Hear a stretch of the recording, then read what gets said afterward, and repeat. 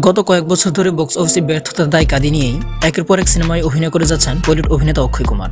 তার অভিনীত Sky Force cinema গত 24শে জানুয়ারি বিশ্বব্যাপী মুক্তি পেয়েছে। সন্দীপ কিলিওয়ানি নির্মিত সিনেমাটি বক্স অফিসে বেশ সাড়া ফেলেছে। দীর্ঘ 6 বছর পর সেঞ্চুরি করেছে অক্ষয়ের কোনো সিনেমা।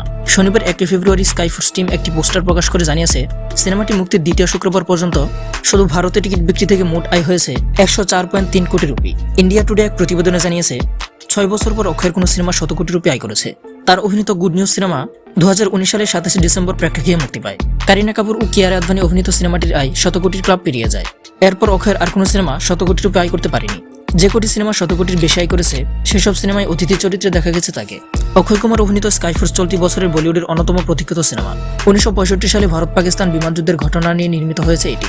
যৌথভাবে সিনেমাটি প্রযোজনা করেছে অমর কৌশিক ও দীনেশ বিজন। 140 কোটি রুপি বাজেটের এই সিনেমায় অক্ষয় ছাড়াও অভিনয় করেছেন নিমরাত কৌর ও সারা আলী খান।